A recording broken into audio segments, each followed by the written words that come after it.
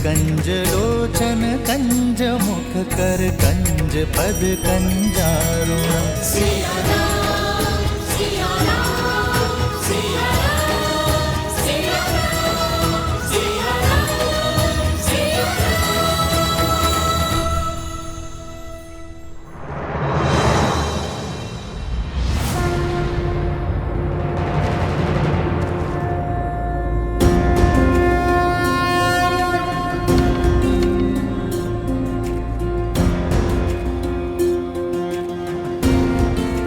बहुत इच्छा थी तुम दोनों से पुनः भेंट करने की, परंतु इस प्रकार नहीं। मन में कई प्रश्न हैं जिन्हें सर्वप्रथम अयोध्या में धर्म का गान गाते सुना था तो मन में आदर उठा था। राम राज्य की हर कल्पना को साकार करते दिखाई दिए तुम दोनों। जहां गए असहायों की सहायता की, पीड़ितों की पीड़ा हरी, असुरी शक्तियों का विनाश किया। मन आतुरता तुमसे भेंट करने के लिए, तुम्हारे पीठ थपथपाने के लिए, परंतु अचानक धर्म के प्रतीक अश्व को रोककर राज्य के विरुद्ध क्यों खड़े हो गए तुम दोनों? मेरे भाइयों, मेरे साथियों को हानि पहुंचाई, कदाचित तुम दोनों को समझने में मुझसे भूल हो गई है। और अब जब यह युद्ध आवश्यक है तो अपने धनुष को नीचे रख दिया। क्या इसे भी तुम दोनों की कोई चाल समझूं मैं, या फिर यह समझूं कि तुम दोनों ने अपनी पराजय स्वीकार कर ली है और धर्म के आगे नतमस्तक होने के लिए सज्ज हो तुम दोनों? प्रश्न तो हमारे मन में भी है राम जी। जिन्होंने रावण का वध कर संसार को तारा, देवी अहिल्या को मुक्त करके समाज का उद्धार किया, जिसने मर्यादा का पाठ पढ़ा, मर्यादा पुरुषोत्तम बने, श्री राम के आगे शीश झुकाना ही धर्म है, शस्त्र उठाना नहीं। हम जानते हैं हम कदाचित आपसे कभी नहीं जीत पाएंगे। और यही नहीं, जब से सुध संभाली आप ही को ईश्वर समझाए, राम कथा गाते सुनते आए हैं। जन जन तक रामायण की सीख पहुंचाने का प्रयास किया है हमने, क्योंकि रामायण केवल पुरुषोत्तम श्री राम की माँ गाथा ही नहीं, अपितु तो जीवन जीने का मार्ग है। यदि मन में मेरे प्रति इतनी ही शाश्वत भक्ति है तो फिर मेरा विरोध क्यों किया? क्योंकि प्रश्न न्याय का है। रामायण केवल आपकी गाथा नहीं है महाराज श्री राम, उसमें एक नाम और भी जुड़ा है, जिसके बिना श्री राम भी अधूरे हैं और रामायण भी। और वो नाम है देवी सीता। सिया राम सिया राम सिया राम सिया राम सिया राम सिया राम सिया राम। सीता, हमारा उद्देश्य आपसे युद्ध करना नहीं, बल्कि अपने प्रश्नों के उत्तर पाने का है।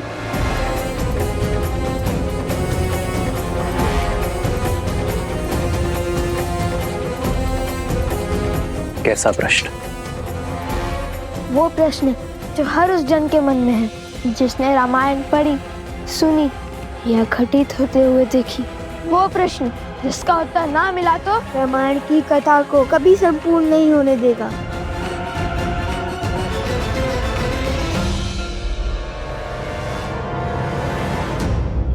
प्रश्न क्या है?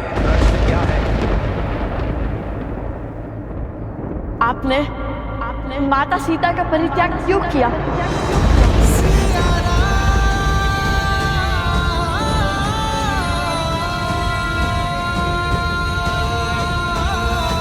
सो कुछ पूछ रही हूँ, कहाँ है लवकुश? और प्रसूता से तुम्हें लवकुश के साथ आने का संदेश भिजवाया था, तुम यूं अकेले क्यों आ गए? ऐसी कौन सी बात हो गई माता जो हम तीनों को साथ में बुला लिया? मुझे बताइए, मैं आपका संकट हल कर देता हूँ। संकट की बात नहीं, भोजन की बात है। खीर बनाई है, तुम तीनों को भाती है ना? चलो चलकर खा लो। भोजन, और वो भी खीर? अरे भोजन ही तो कारण है हमारे पीछे का। मैं तो लवकुश के साथ ही था, पहले इसीलिए आ गया ताकि भर पेट खा सकूं। आप एक कार्य कीजिए माता, आप पहले अपने इस पुत्र को खिला दीजिए। सदा तो तुम उनके साथ भोजन करने की हट करते हो, किंतु आज खीर की लालच में मित्रता भूल गए। भूख तो हर संबंध भुला देती है माता, वैसे भी उन्हें समय लगेगा। समय लगेगा? क्यों? ऐसे कौन से कार्य में व्यस्त है वो दोनों? वो लवकुश, श्री राम। श्री राम? श्री राम कथा, श्री राम कथा माता। रामायण को और विस्तार से समझने का प्रयास कर रहे हैं। रामायण को समझने का प्रयास? किंतु वो दोनों तो रामायण का एक एक शब्द समझते हैं और संसार को भी समझाते हैं। अकस्मात ऐसा क्या हो गया कि उन्हें रामायण को विस्तार में समझने की आवश्यकता पड़ गई? वो क्या है ना माता, श्री राम माता सीता लौटने के बाद जो घटा, उसी को लेकर उनके मन प्रश्नों से भर गए हैं। बस उसी का उत्तर जानने का प्रयास कर रहे हैं। तुम दोनों ने प्रभु के दर्शन किए? माता, श्री राम केवल वीरों के प्रभु हैं, नारियों के नहीं। उत्तर दीजिए श्री राम, जो ग्रंथ है जग में सबसे पावन, जिसने सिखाया जलाना भीतर का रावण। इसका आधार शुभ कर्म है, जिसने प्रेम दिया, ममता और त्याग समर्पण का मर्म है। पर जिसके अंत में प्रश्न बढ़ा, जो हमारे मन में शीश ताने खड़ा। जब राज धर्म था सब कुछ ही, फिर क्यों पत्नी व्रत का वचन लिया? क्यों त्याग दिया उसको, जिसने बरसों संग वन में गमन किया। जो राम है जग में पतित पावन, केवल सीता माँ के कारण। जो पतित का सीता को त्यागा, तो क्या उस राम में भी बसा है गुण रावण का? कहिए, क्यों छोड़ दिया आपने अपनी पत्नी को? क्या घटा था ऐसा जिसके कारण आपको ये निर्णय लेना पड़ा? ये व्यक्तिगत निर्णय है। तुम्हारे इस प्रश्न का उत्तर देना नहीं देना ये मेरा निर्णय है। उसका निर्णय जिसका फल पूरी स्त्री जाति पर प्रभाव डाल सकता है, वो व्यक्तिगत नहीं होता। आपको उत्तर देना ही होगा।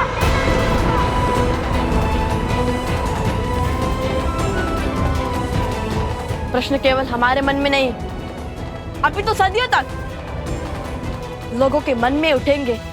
सब इसका उत्तर जानना चाहेंगे। हमारे मन में जो आपकी छवि है, उसे जोड़ने का यही एक अवसर है। प्रभु श्री रामचंद्र के भाल पर ये तिलक नहीं, कलंक समान है। कलंक तो अवश्य रहेगा ये सदियों तक। इसका अर्थ ये नहीं कि आप इसका उत्तर ना दें। राजा पिता होता है प्रजा का, और इनके पुत्र मन में एक प्रश्न लेकर आए हैं, तो क्या पिता अपने पुत्रों के प्रश्नों का समाधान नहीं करेगा? ये निर्णय एक राजा और एक महारानी का था।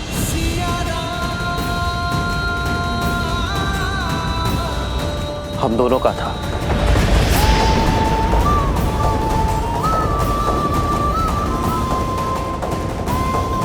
मुझे पूरा विश्वास है कि ये निर्णय केवल श्री राम का नहीं, अपितु सीता राम का है। तुमने अपना धनुष हटाकर, शीश झुकाकर मर्यादा और धर्म के अनुसार यह प्रश्न मुझसे पूछा है, और एक राजा होने के नाते ये मेरा दायित्व है कि मैं तुम्हारे प्रश्नों का उत्तर दूं। तुम दोनों जानना चाहते हो ना कि अयोध्या के भीतर क्या हुआ था? तो सुनो। सतीत्व की दुहाई देने वाली आज मुंह छिपा कर क्यों जा रही है? दशानन जैसा बलि जिसे पाना चाहे उसे छोड़ कैसे सकता है? यदि हमारे रघुवंशी ऐसा समाज बनाना चाहते हैं जहां स्त्रियों की त्रुटियों पर पर्दा डाला जाए, तो ऐसे तो हम दूसरे नगर में पहुंच जाएंगे भाई। मैं मर्यादा पुरुषोत्तम राम नहीं हूं। मैं ऐसी स्त्री को नहीं अपनाऊंगा जो किसी अन्य पुरुष के साथ रहकर आई हो। हम दोनों अपने राज्य का परित्याग कर देंगे तो ना ही कोई प्रश्न उठेंगे और ना ही कोई उत्तर की अपेक्षा करेंगे। हम दोनों नहीं, केवल मैं आ रहा हूं। जिस क्षण महाराजा राम महारानी सीता को त्यागेंगे, उसी क्षण अयोध्या के सब दुख मिट जाएंगे।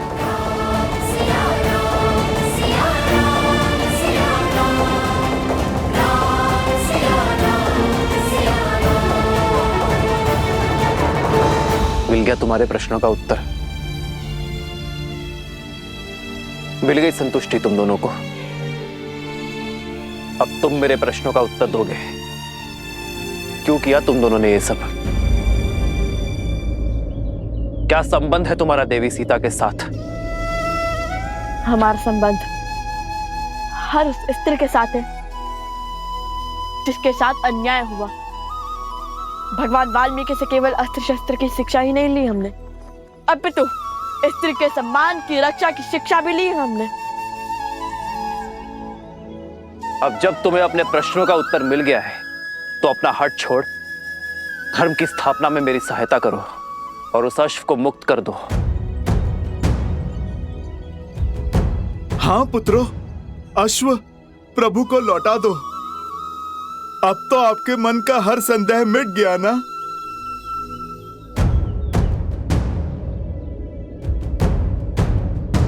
अर्थात जिस अयोध्या की प्रजा के लिए यज्ञ हो रहा है, उसी अयोध्या ने माता सीता पर लांछन लगाकर उन्हें आपसे और आपके परिवार से भिन्न कर दिया। आपसे सुख, संपदा और वैभव सब छीन लिया। जिस स्त्री ने बिना एक प्रश्न किए 14 वर्ष आपके साथ वनवास स्वीकारा, जिसने रावण के पास से निकलते ही अग्नि परीक्षा का दंश भोगा, उस पवित्र देवी सीता पर इतना घोर लांछन लगाने वाली प्रजा को आपने दंड तक नहीं दिया। आपने उन्हें शांत करने के लिए माता सीता से भिन्न होना चुना। प्रजा के मुख में पत्नी का हर समर्पण भूल गया।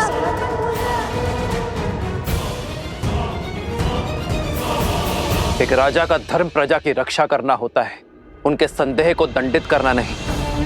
राजा का धर्म उसकी प्रजा को उचित मार्ग पर ले जाना होता है, उन्हें अपराधी बनाना नहीं। स्वीकार लिया कि अद्भुत है चाचा राम और उनका न्याय, किंतु क्या कर्तव्य की डोर केवल अयोध्या के राजा राम से बंधी थी, माता सीता के पति से नहीं? वो वन वन भटकती फिर रही होंगी, आप महलों में रहने वाले, रथों पर चलने वाले। क्या आपको देवी सीता का दुख का आभास नहीं हुआ? लवकुश, मेरे प्रभु से बात शब्द साध कर करो।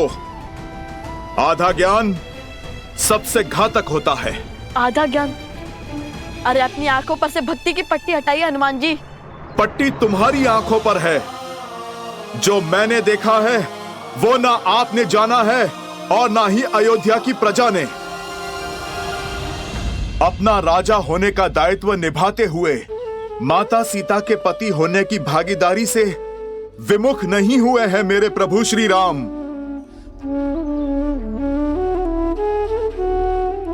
राजवस्त्र और राज दायित्व उतारकर सदा वलकल धारण किया है मेरे प्रभु श्री राम ने।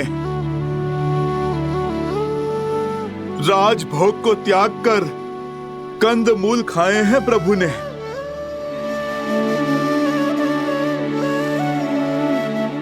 कोमल शैया छोड़कर कृषा पर सोए हैं मेरे प्रभु श्री राम। मेरे प्रभु के लिए तो ये राजवस्त्र कांटों के समान है। उनका सुख तो उसमें है जो वलकल उन्होंने 14 वर्षों तक माता सीता के साथ पहने हैं। प्रभु का सुख तो माता सीता की स्मृतियों में है। राम सिया राम, सिया राम, जय जय राम। क्षमा करिए, हमें प्रभु श्री राम के त्याग की स्थिति का अनुमान नहीं था। किंतु ऐसा नहीं है कि हमारे प्रश्न अनुचित है। हमने आपके प्रभु को 2 कड़वी बातें कही और आपको इतना क्रोध आ गया। सोचिए जब हमें माता सीता के दुख की सूचना मिली होगी तब हमें कितना क्रोध आया होगा। वे वन वन अकेली फिर रही होंगी, अपनों से दूर, अपने श्री राम से भिन्न।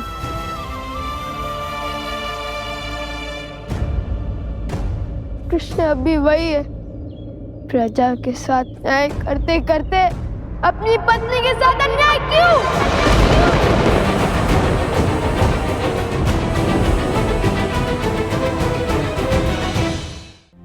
ये त्याग आवश्यक था और ये मेरी सीता का निर्णय था, और ये अनुग्रह मुझे स्वीकार करना पड़ा अपनी प्रजा के लिए।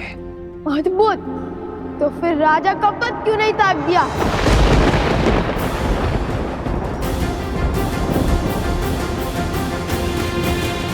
इच्छा यही थी, पर मेरी सीता ने मुझे स्मरण करवाया कि मैं उस कुल का वंशज हूं जहां प्राण देकर भी वचन निभाया जाता है, और मैं अयोध्या के सिंहासन को अपनी निष्ठा का वचन दे चुका था। लवकुश, संसार में प्रकाश तब होता है जब सूर्य की किरण उससे दूर जाती है। वर्षा की बूंदें जब मेघ को त्यागती हैं, तभी धरा की प्यास बुझती है। मैं उस वंश से हूं जहां महाराजा हरिश्चंद्र ने अपनी प्रजा और अपने वचन के लिए अपनी पत्नी और पुत्र तक को चांडाल को बेच दिया था। रघुकुल की रीत निभाई, किंतु आधी महाराज। मौन, मौन।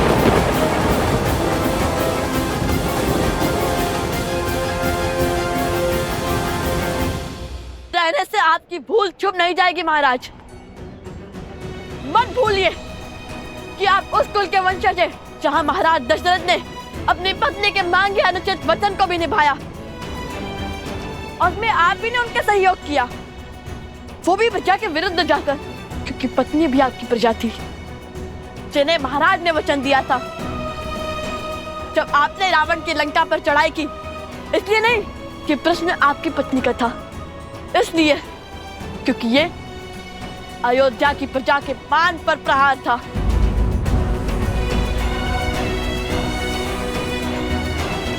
ठीक कहा आपने, सूर्य को किरण से अलग होना पड़ता है प्रकाश के लिए, तो चलता है किंतु उसके अंदर छाव नहीं होती। आप रघुकुल के सूर्य हैं, आप वो दीपक कैसे बन गए जिसके तले अंधकार है?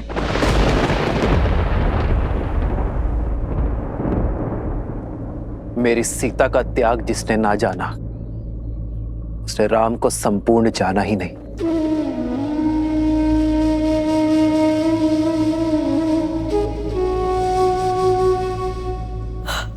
आज नहीं तो कल आपके निर्णय पर प्रश्न उठेंगे जिनके उत्तर के बिना रामायण संपूर्ण नहीं होगी।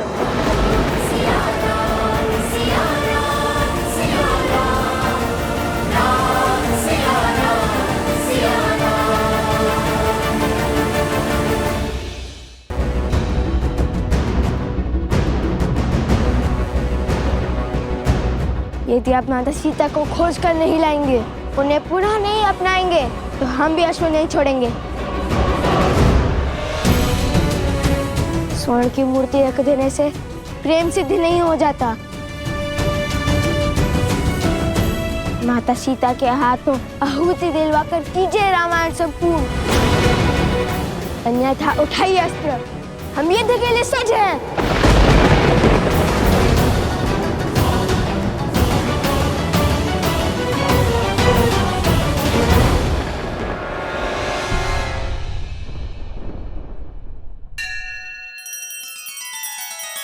श्री रामचंद्र कृपालु भजु मन हरण भव भय दारुणम, नव कंज लोचन कंज मुख कर कंज पद कंजारुणम। सिया राम, सिया राम, सिया राम, सिया राम, सिया राम, सिया राम।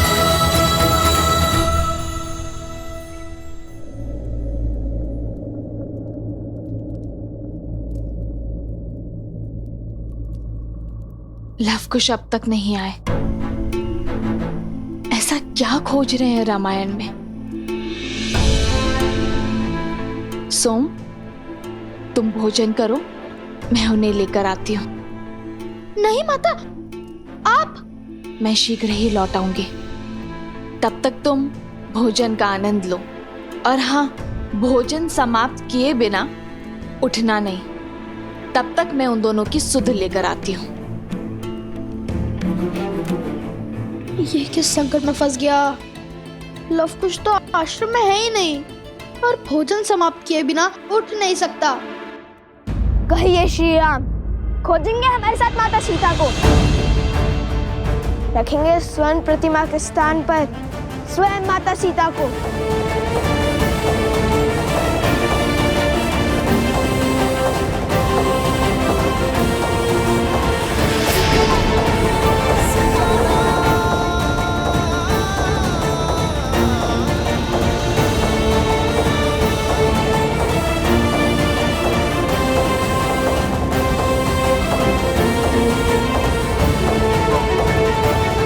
मैं तुम दोनों को क्षमा कर सकता हूं,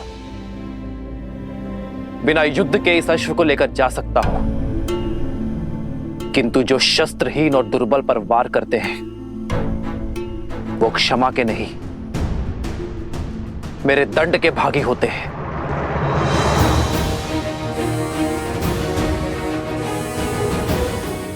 क्या?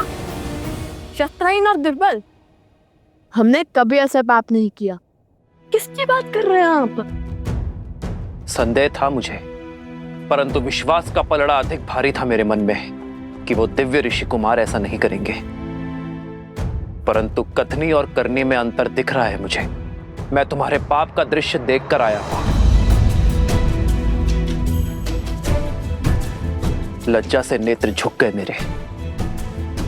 अपनी शक्ति का प्रदर्शन करने के लिए तुम दोनों ने पूरे गांव को भस्म कर दिया।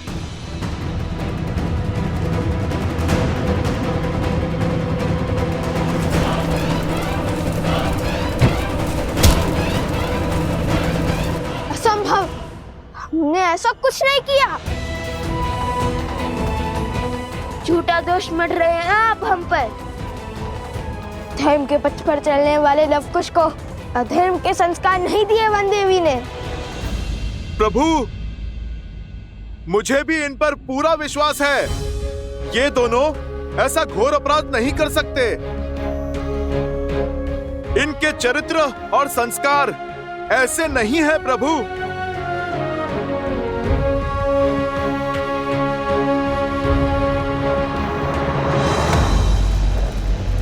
अच्छा हुआ भैया, हमने उस गांव पर अपनी माया का खेल नहीं खेला। लवकुश बनकर गए अवश्य, पर सत्य में त्राही त्राही मचाकर लौट आए। यदि हम उन गांव वालों के साथ सम्मिलित हो जाते तो सत्य की मूरत वो राम क्षण भर में हमें पहचान लेता। अब जो बीज बोया है उसका फल पकते हुए देखना है। शीघ्र ही राम का क्रोध हर सीमा लांघ जाएगा। और कहते हैं ना, क्रोध विवेक का शत्रु होता है। श्री राम, आपको अवश्य ही कोई अनुचित सूचना मिली है। यदि यह विश्वास है, अब भी हमारे से धड़ से अलग कर दीजिए। आपसे जीतना तो वैसे भी असंभव है हमारे लिए, किंतु माता सीता के सम्मान के लिए यह युद्ध अंतिम श्वास तक लड़ेंगे हम।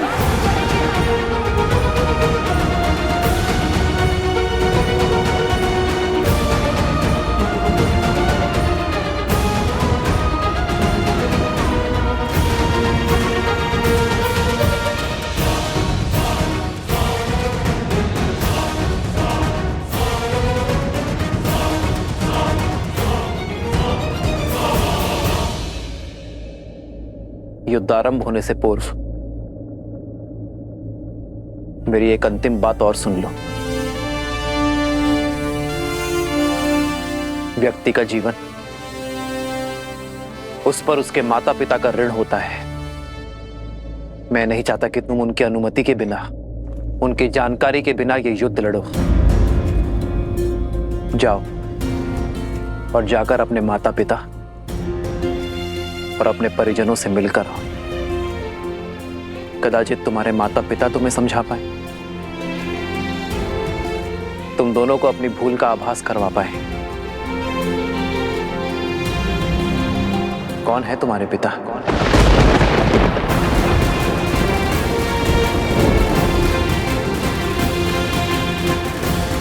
लवकुश मेरे ही पुत्र है, श्री राम के तने हैं, रघुकुल के वंशज हैं।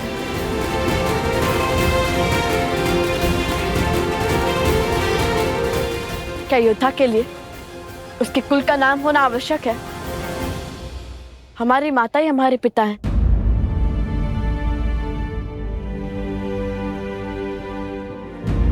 उन्होंने कभी हमें पिता की कमी आभास होने नहीं दी।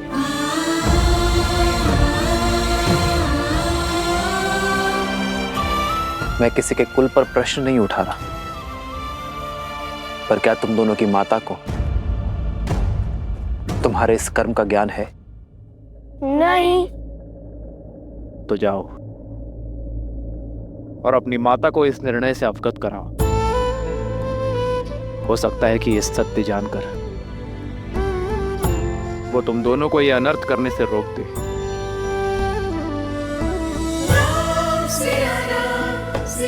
जाओ बालकों।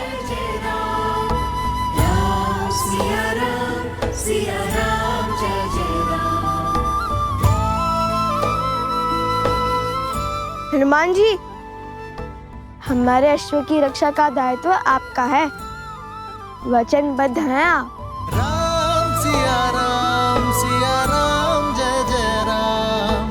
राम सिया राम जय जय राम। हे महादेव, कोई चमत्कार दिखाइए, सीता माता को सत्य से अवगत करवाइए। जितना मैंने लवकुश को जाना है, वो पीछे हटने वाले नहीं हैं।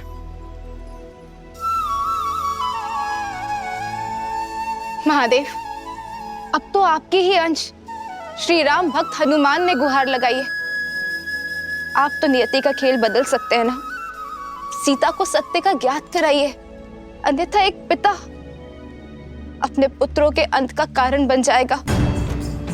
ये तो आप भी जानते हैं ना कि लव और कुश श्री राम से नहीं जीत पाएंगे।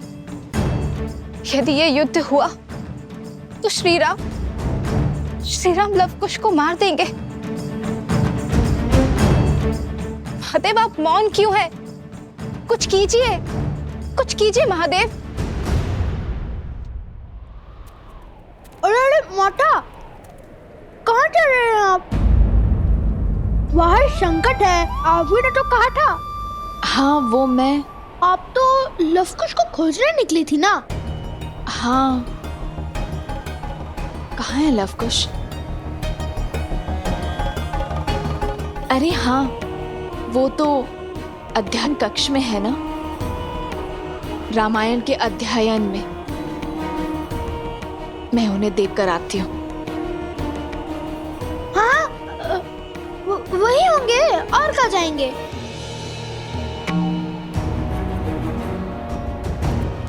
कह तो दिया, किंतु वो अध्ययन कक्ष में आएंगे कैसे? आज हर भेद खुल जाएगा।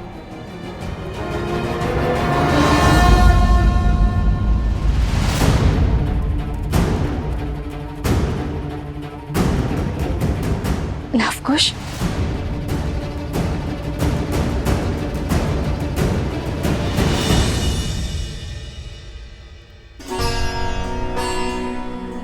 मारे गए।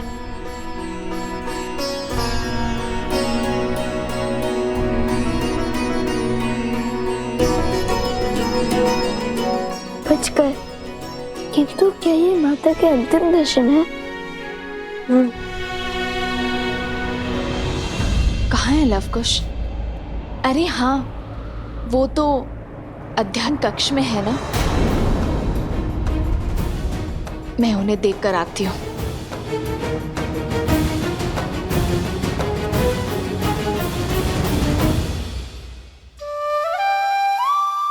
बाल बाल बचा भी इसी क्षण निकल जाता हूँ।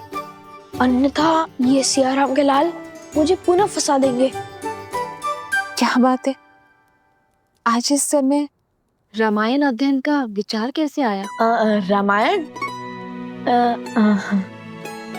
रामायण तो एक भाव है माता, कभी भी खर कर जाता है। मन में जो प्रश्न व्याकुल किए हुए थे उन्हीं का उत्तर ढूंढ रहे थे। कैसा प्रश्न?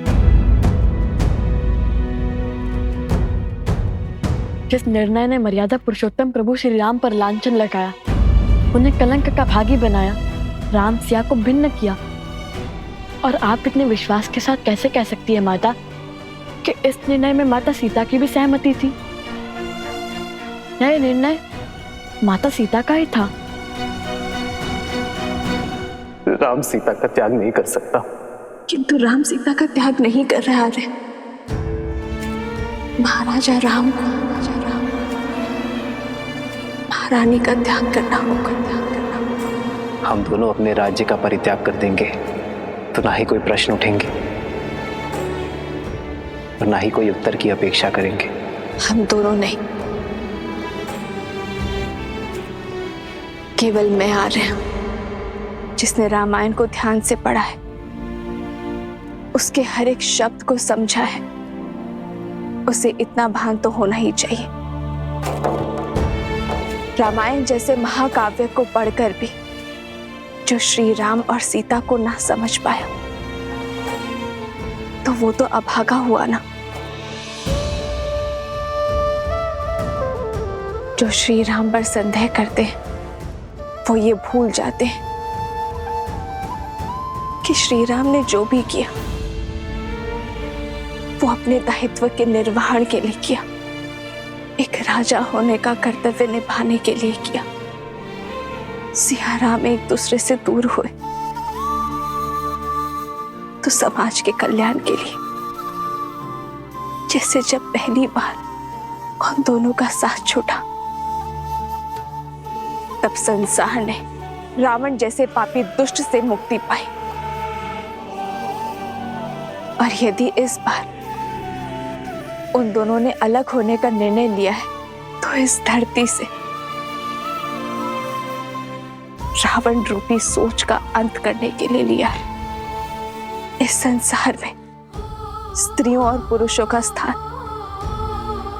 एक समान करने के लिए किया है। अलग हुए नारियों को समान अधिकार दिलाने के लिए। जो रामायण की पवित्रता पर संदेह करते हैं, वो अभागे हैं, अबोध है। उन्हें श्री राम के संपूर्ण अयान को समझने की आवश्यकता है, जो समय आने पर स्वयं ज्ञात हो ही जाएगा। कदाचित आप उचित कह रही हैं माता।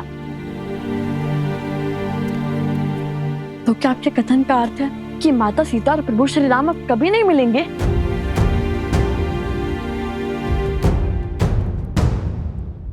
नियति चाहे जितना चाह ले, धरती को आकाश से दूर करने का, किंतु क्षितिज में जाकर सांझ का मंद तेज दोनों को एक कर ही देता है। हाँ, मैं ये नहीं जानती कि सिया राम के जीवन में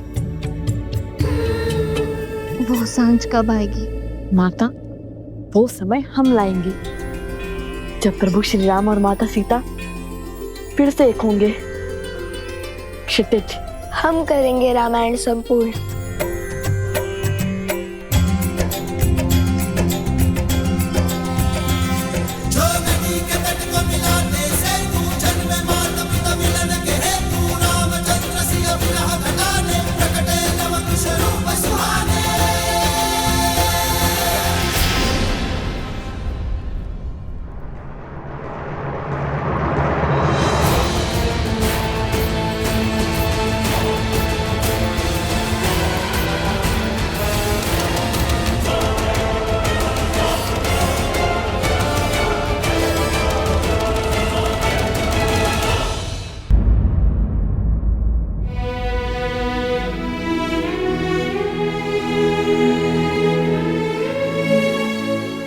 प्रभु, मैं वचनबद्ध हूँ प्रभु।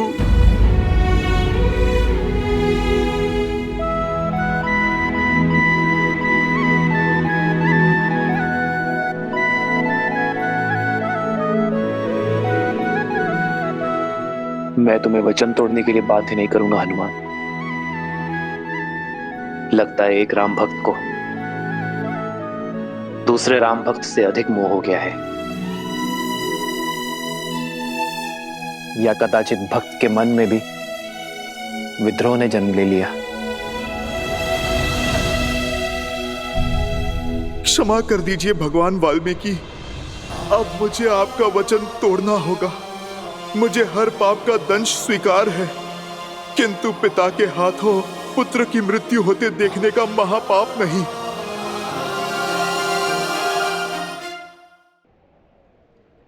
प्रभु, वो लवकुश साधारण ऋषि।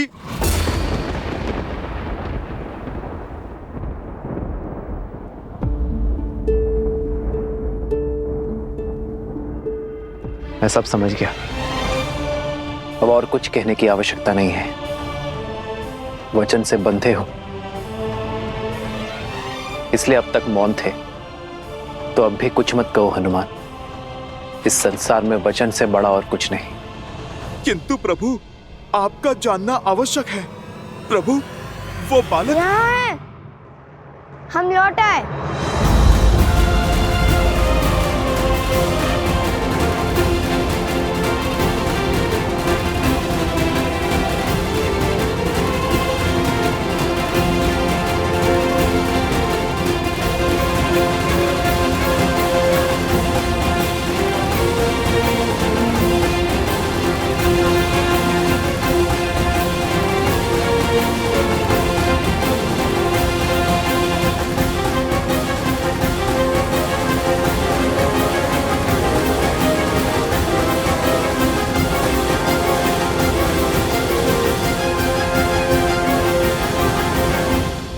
करने के लिए सच है श्री राम।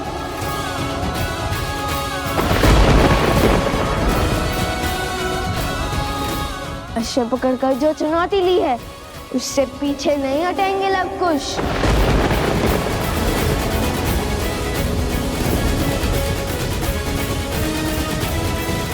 जैसी तुम्हारी इच्छा। मैंने हर धर्म का पालन किया ताकि तुम दोनों को इस युद्ध की अग्नि में जलने से रोक सकूं। और यदि युद्ध करने की ही मंशा है तुम्हारी तो तथास्तु।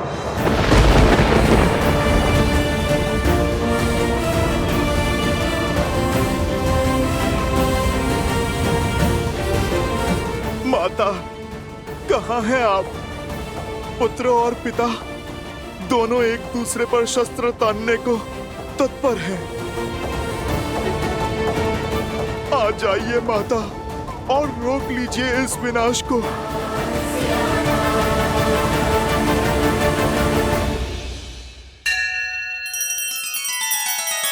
श्री रामचंद्र कृपालु भजु मन हरण भव भय दारुणम। नव कंज लोचन कंज मुख कर कंज पद कंजारुणम। सिया राम, सिया राम, सिया राम, सिया राम, सिया राम, सिया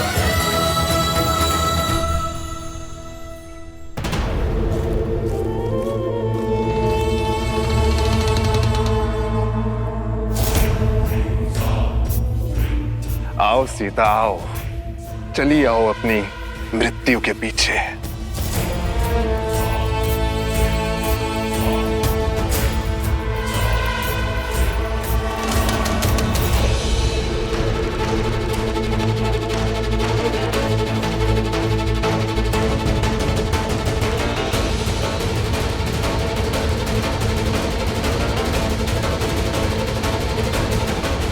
ये भक्षण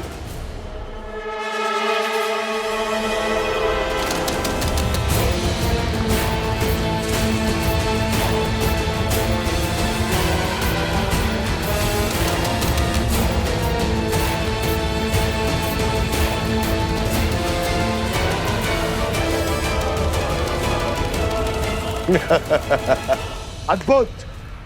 शक्ति को युक्ति से काटा है तुमने शूर्पणखा। क्या योजना बनाई है सीता को राम और लव कुश के युद्ध से दूर ले जाने की। सीता का आश्रम में वास इस युद्ध में बाधा डाल सकता था और अब हम हार का भार नहीं उठा सकते हैं भैया। अब जब राम लवकुश पर अस्त्र चलाएगा और जब लवकुश उसके वार का प्रतिकार देंगे और तब उस क्षण का साक्षी समस्त त्रिलोक बनेगा और ऐसे में ये बात सीता तक ना पहुंचे, ये तो असंभव है। इसलिए सीता को इस युद्ध और युद्ध भूमि से दूर ले जाना अति आवश्यक था भैया। और वचन से बंधा वो हनुमान चाह कर भी अपना मुख नहीं खोल पाएगा और चुपचाप इस विनाश का स्वांग देखता रहेगा। उत्तम शूर्पणखा, उत्तम।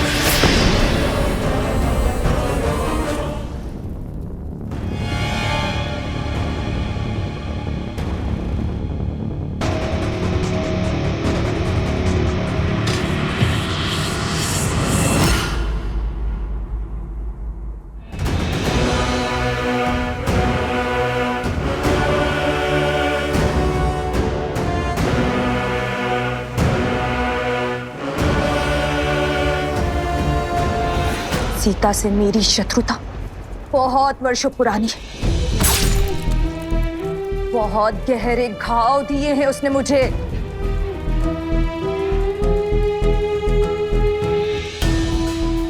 आज मैं उससे अपनी हर पीड़ा, हर दुख, हर कष्ट का प्रतिशोध लूंगी। आज उस सीता का अंत होगा। एक साधारण सी स्त्री होकर भी मेरी माया को हराया उसने। मेरे तिरस्कार का कारण बनी वो। मेरे कुल को लील गई और मेरे भ्राता को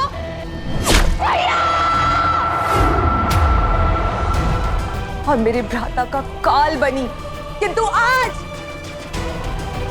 आज मैं उन सब का प्रतिशोध लूंगी। आज उसकी मृत्यु के साथ हमारी इस शत्रुता के अध्याय का भी अंत होगा।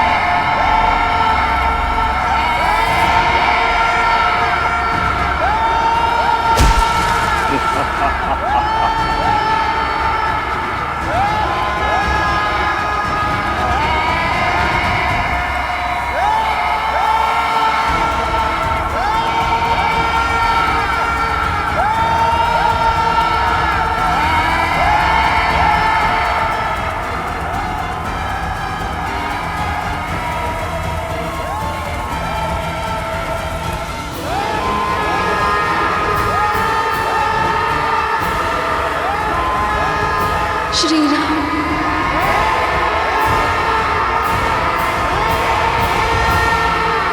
आज हमारी चाल केवल राम सिया की नहीं बल्कि समस्त रघुवंश का अंत कर देगी।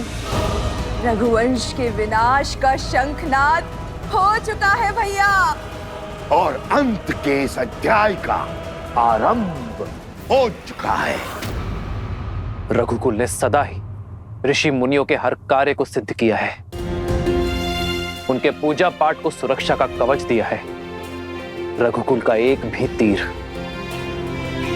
किसी ऋषि के विरुद्ध नहीं चला है, किसी मुनि के तन को छलनी नहीं किया है। और यदि मैं राजा होकर यह युद्ध लड़ूंगा तो न्याय की हानि होगी।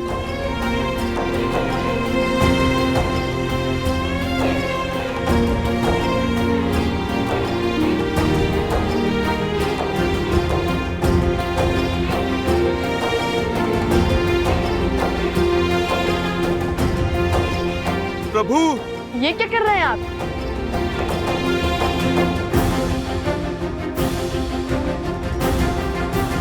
राजा के आभूषण उसकी पहचान होती है, आप ये क्यों उतार रहे हैं?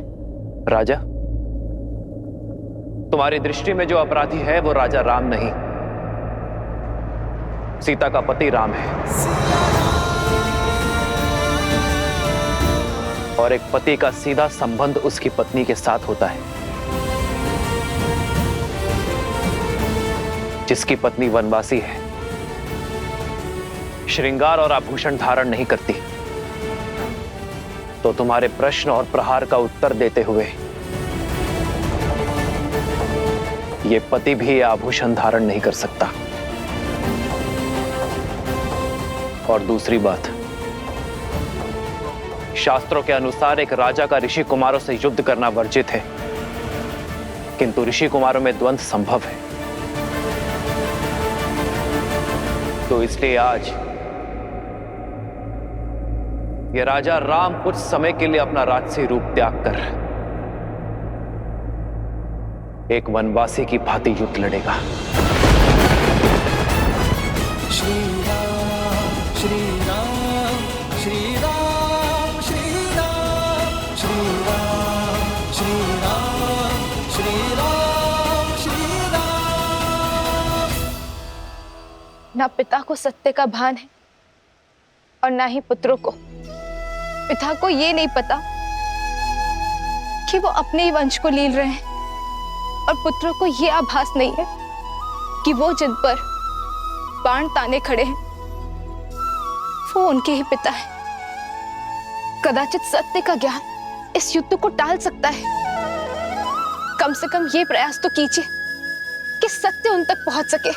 सत्य उचित समय आने पर ही सबके समक्ष उजागर होता है देवी, और जो समय से पूर्व ही सत्य को सबके सामने लाने का प्रयास करता है वो नियति के लक्ष्य में बाधा उत्पन्न करता है। आवश्यक नहीं कि समय सदैव आपके पक्ष में हो, क्योंकि सत्य और समय कभी साथ साथ होते हैं तो कभी भिन्न। श्री राम और लवकुश के मध्य होने वाले इस युद्ध को भी स्वयं समय ने ही चुना है। स्वयं समय ने ही साक्षात नारायण को इस दुविधा में डाला है कि वो इस परीक्षा की घड़ी का सामना करे।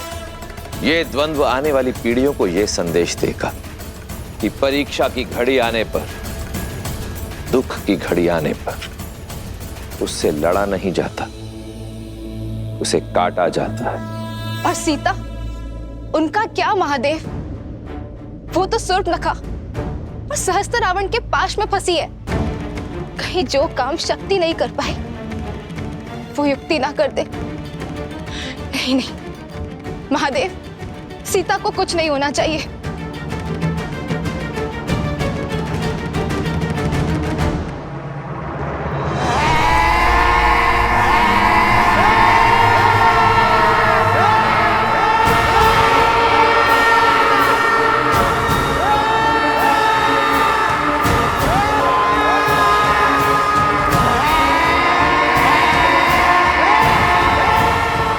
अरे, अभी से भयभीत हो गई तुम सीता? अभी तक तो तुमने विध्वंस का दंश झेला ही नहीं है।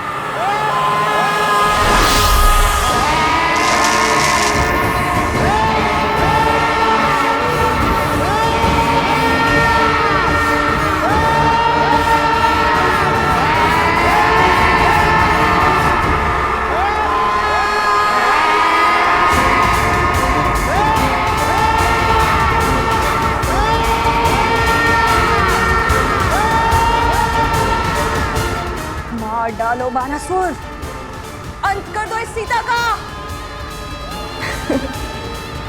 इसके साथ ही रामायण की गाथा और उसकी संपूर्णता की कथा का अंत हो जाएगा भैया।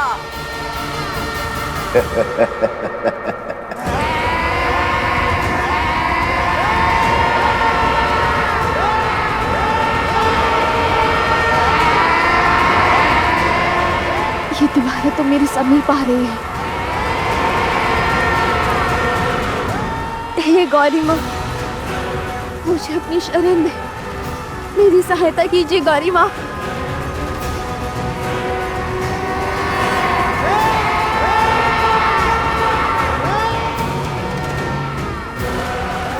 रक्षा करे माँ गौरी, रक्षा करे।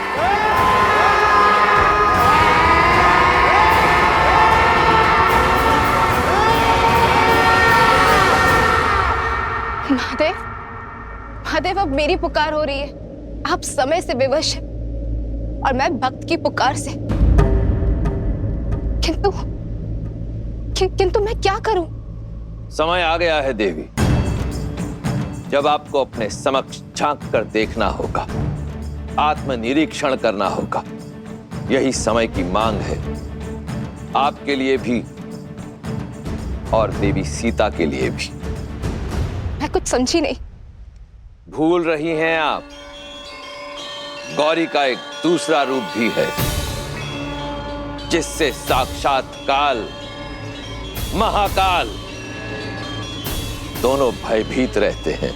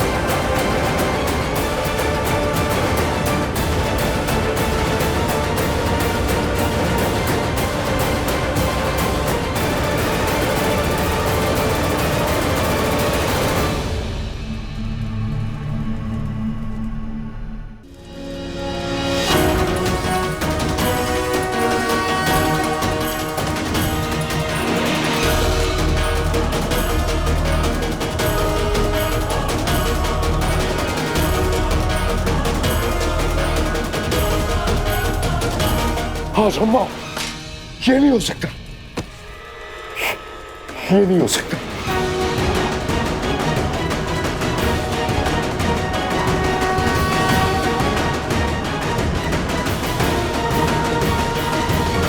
किस चिंता में पड़ गए आप भैया? क्या हो गया आपको? सीता के पीछे देखो, कौन है वो? कहीं कोई नहीं है भैया।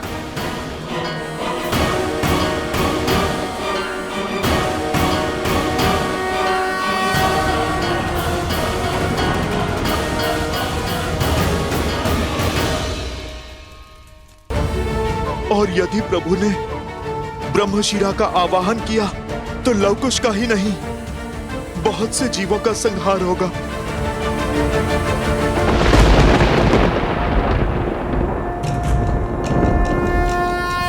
श्री राम श्री राम श्री राम श्री राम श्री राम श्री राम श्री राम श्री राम।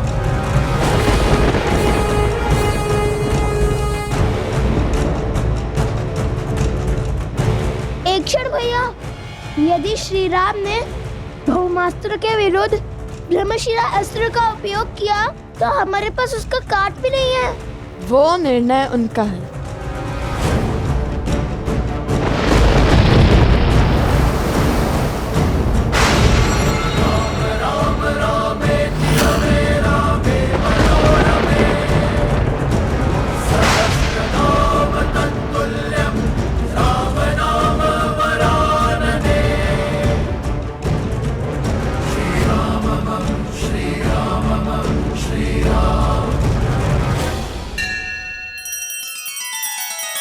श्री रामचंद्र कृपालु भजु मन हरण भव भय दारुणम। नव कंज लोचन कंज मुख कर कंज पद कंजारुणम। सिया राम सिया राम सिया राम सिया राम सिया राम सिया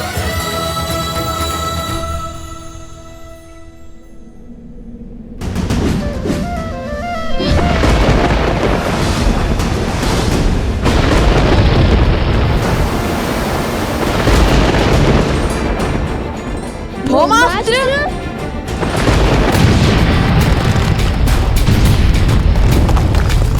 श्री रामचंद्र कृपालु भजु मन हरण भव भय दारुणम।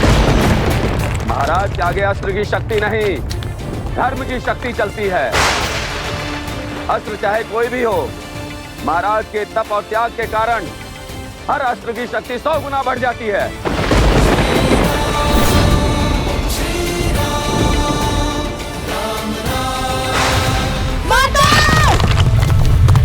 लवकुश!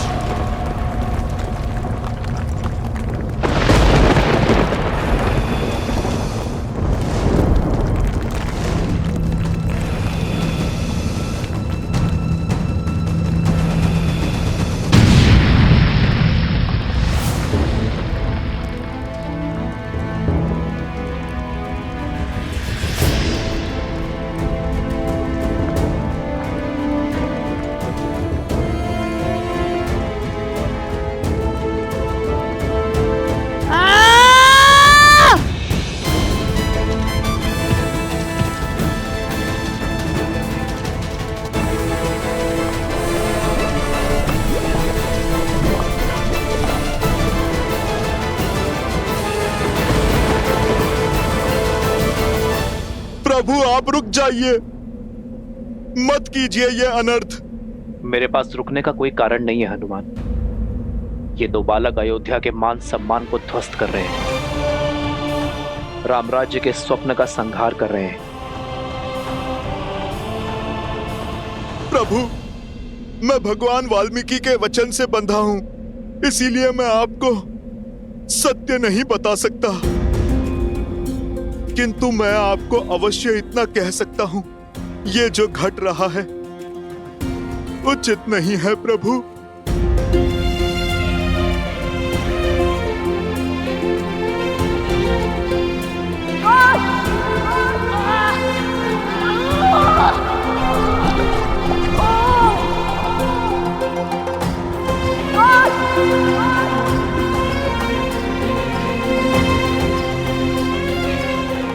तुम ठीक कह रहे हो हनुमान। जो हो रहा है उचित नहीं हो रहा है, किंतु मैंने लव कुश को अनेकों अवसर दिए। मैं नहीं जानता भविष्य के गर्भ में क्या छुपा है। मैं नहीं जानता कि लव कुश के भाग्य में जीवन है या मृत्यु, किंतु ये इनके स्वयं के कर्म है जिसका फल उन्हें भोगना ही होगा।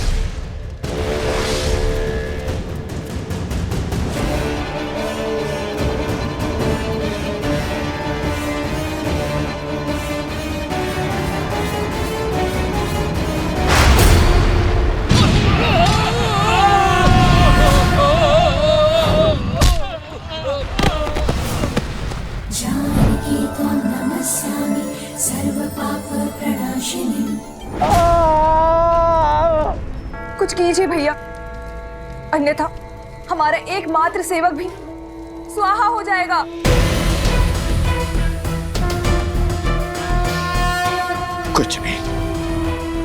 कुछ नहीं कर सकता मैं। ये चंचलाक्षी है। क्या हुआ है आपको भैया? कौन है ये चंचलाक्षी? कैसे जानते हैं आप इसे? क्या नाता है आपका उससे? बताइए भैया, उत्तर दीजिए भैया। कौन है ये चंचलाक्षी? क्या हो रहा है आपको भैया? भैया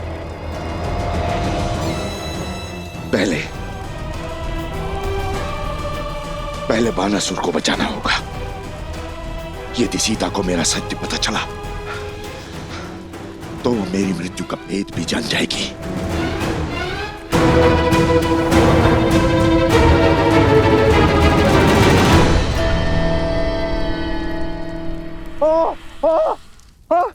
महाराज बचाइए, बचाइए महाराज। माता, माता।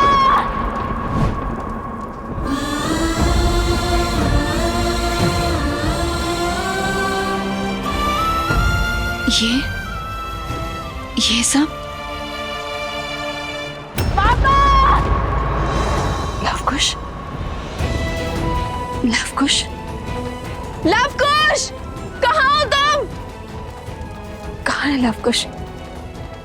लवकुश,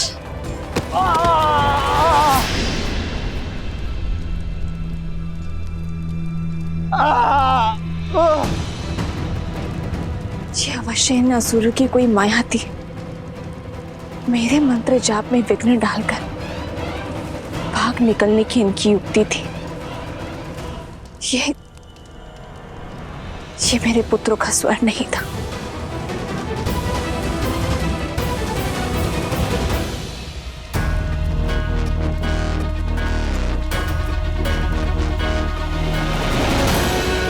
रुक जाओ दुष्ट!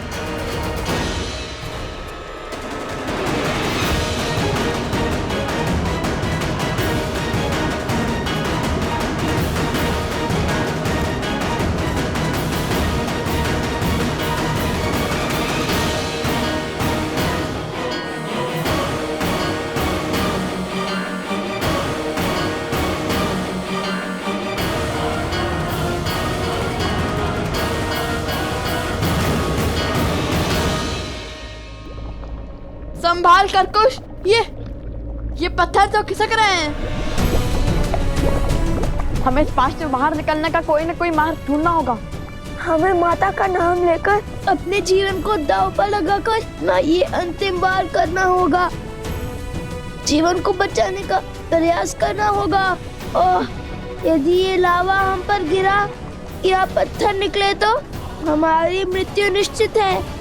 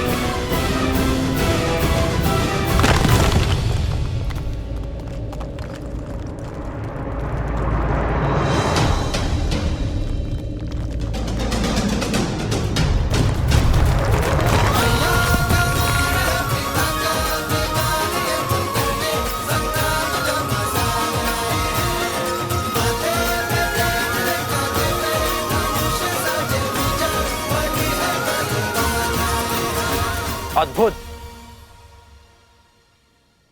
मैं जानता था तुम दोनों अवश्य लौटोगे। तो बताओ, मृत्यु के इतना समीप जाने के बाद क्या इच्छा है तुम्हारी? क्या आप भी मुझसे युद्ध करोगे? क्या समर्पण करोगे? बालकों, मान जाओ प्रभु की बात। स्वीकार कर लो प्रभु का ये अवसर, स्वीकार कर लो। जब श्री राम और राजानुज लक्ष्मण को ऐरावत उठा कर ले गया था, जब आपको कोई मार्ग नहीं सूझ रहा था, तब क्या आपने पीछे हटने का विचार किया था? जब मेघनाथ ने लक्ष्मण जी को घायल किया था, तब आपने पीछे हटने का सोचा था?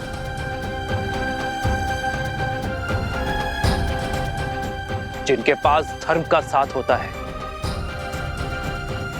उन्हें पीछे हटने की कोई आवश्यकता नहीं होती। बालकों, आपको किसने कहा कि हमने अश्वरोग का धर्म किया है?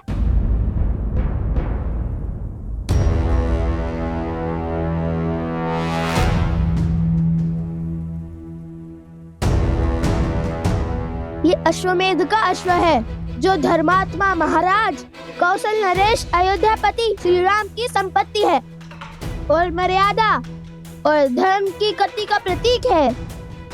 जिसने भी इसे रोकने का साहस किया और अयोध्या की चतुरांगिनी सेना से युद्ध को आमंत्रण करेगा। हमने तो केवल ये चुनौती स्वीकारी है।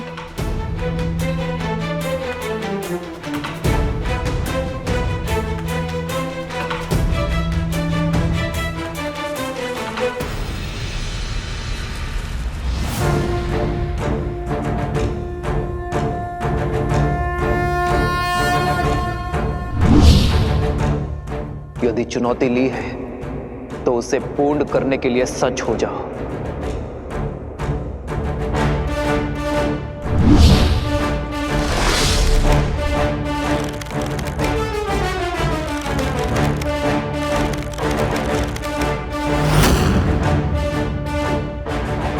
सावधान!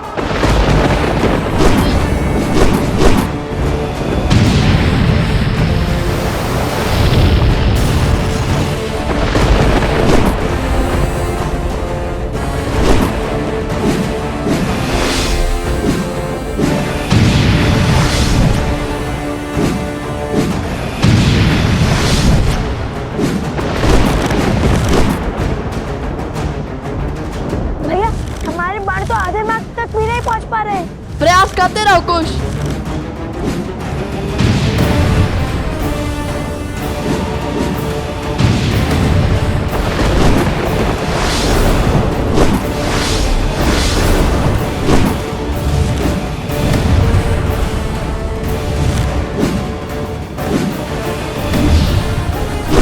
भैया, उनके माथे पर तो श्वेत तक भी नहीं उभर रहे और यहाँ हम मन और संबल हारते जाते हैं। शब्द नहीं, हाथ तक चलाओ कुश।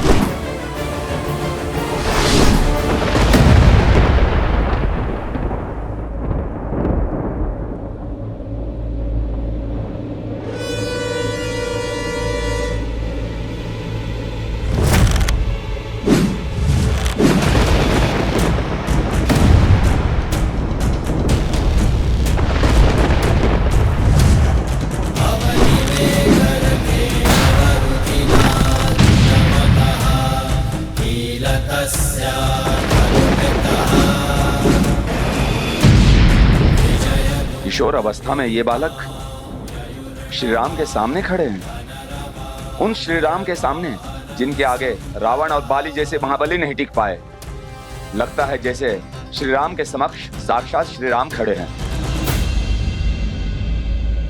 ये विद्या के धनी अवश्य हैं, किंतु विद्या का उपयोग अधर्म के लिए कर रहे हैं। ये विद्या राष्ट्र की भलाई, देश के विकास के काम आनी चाहिए थी, किंतु उन्होंने बुराई का पथ चुना है और बुराई चाहे जितनी बलशाली हो, अंत में हारती ही है।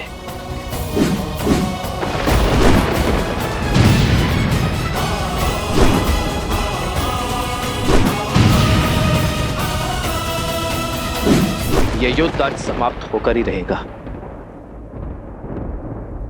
या तो ये बालक आज अपना हट त्यागेंगे या फिर प्राण। रघुकुल रीत सदा चली आई, प्राण जाए पर वचन न जाई।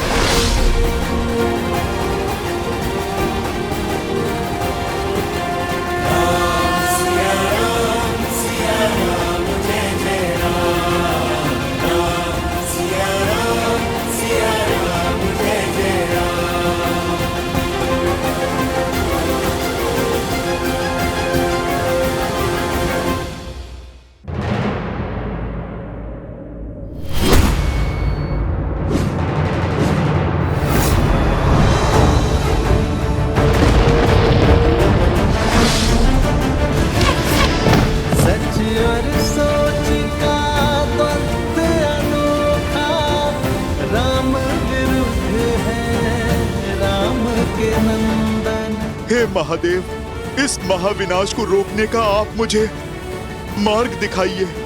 मेरे प्रभु और उनके वंशजों को इस अनर्थ से बचाइए महादेव।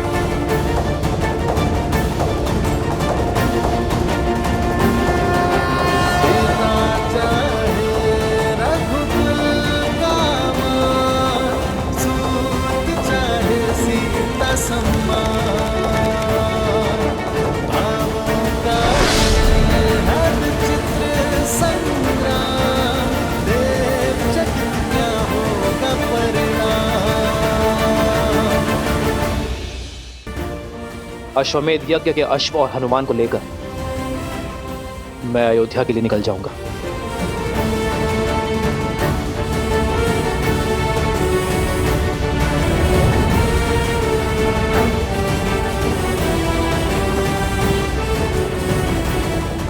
जाओ और जाकर हर भूल के लिए अपनी माता से क्षमा मांगो।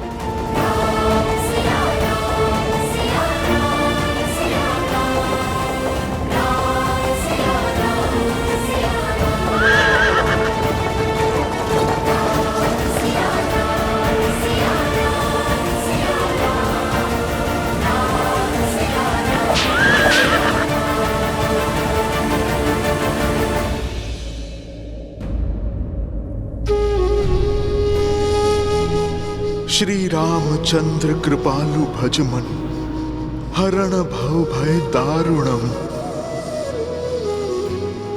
कृपा और दया के सागर है मेरे प्रभु श्री राम। यही उनकी महानता है। वो हर एक पापी को अंतिम अवसर देते हैं। उन्होंने रावण तक को दिया था, फिर आप दोनों तो उनके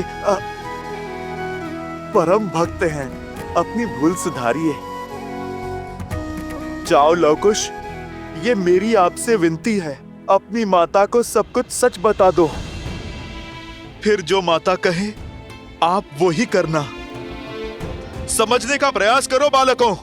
आज जो बाण रुक गए वो जलंधर अवश्य चलेंगे, और वो प्रहार रघुकुल के मस्तक पर सबसे बड़ा कलंक होगा। जाओ, आप अपनी माता से बात करो। यदि बता नहीं सकते तो उन्हें यहाँ पर ले आओ। हर समस्या का समाधान स्वयं हो जाएगा बालकों।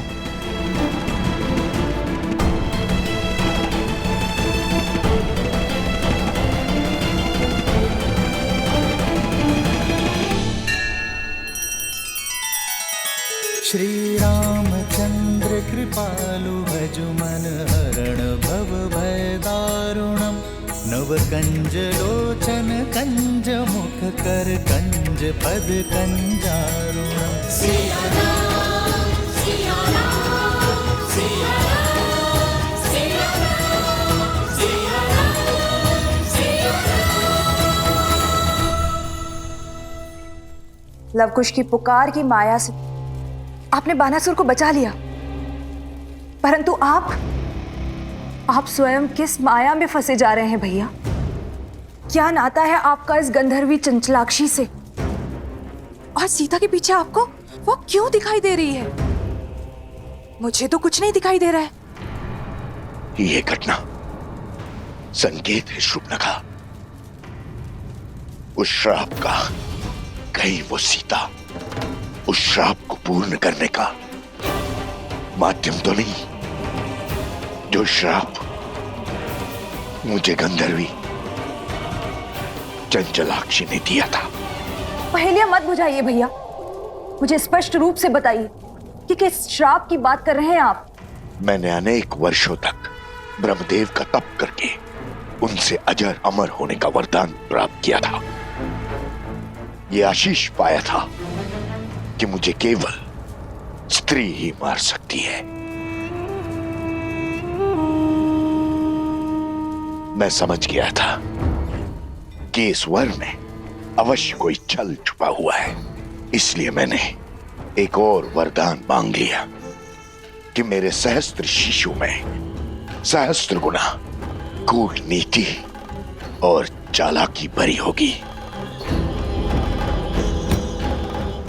उसके बाद मैंने कई राज्यों पर अपना आधिपत्य स्थापित किया, परंतु मैं दशानंद रावण की तरह दिग्विजय नहीं बनना चाहता था।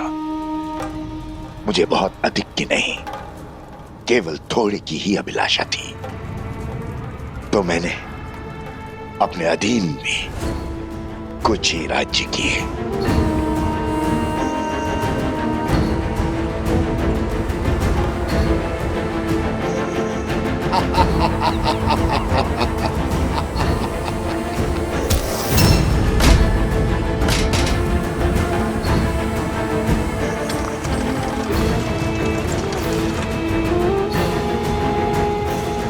ये है हर किसी को अपने सामने झुकने पर विवश कर देने वाले सहस्त्र मुख। मैं अपना राज्य इन्हें सौंपता हूं। आज से यहाँ की हर वस्तु हमारी है। जाओ, हर रत्न, हर आभूषण, हर मूल्यवान वस्तु ले आओ हमारे समक्ष।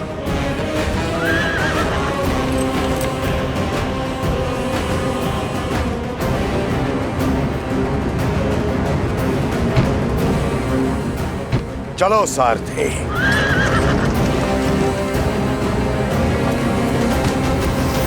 छोड़ो मुझे, छोड़ दीजिए, क्या कर रहे हैं? छोड़ दीजिए। हर अनमोल वस्तु लेकर मैं उस राज्य से निकल ही रहा था कि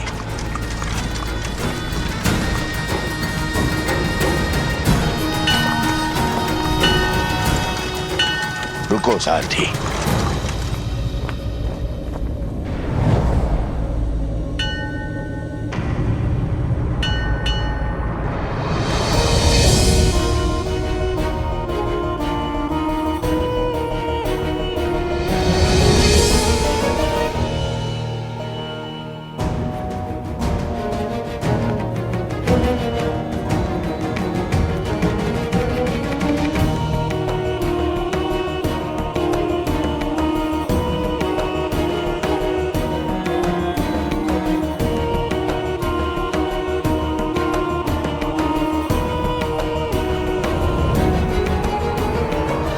अद्भुत, अनुपम, ये तो संसार का वो धन है, वो ऐश्वर्य है जिसे मेरे पास होना ही चाहिए। इसे न भोगा, इसे न पाया तो वरदान का लाभ क्या।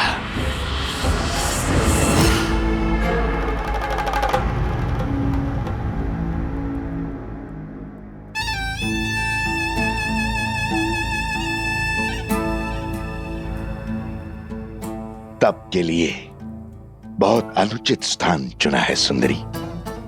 तुम्हारा तप और पूजा सफल हुई, अब कोई आवश्यकता नहीं। अब इस लक्ष्मी या किसी और देवी देवता की पूजा की। अब तुम मेरी हो। अब और लक्ष्मी और वैभव की आवश्यकता कहां।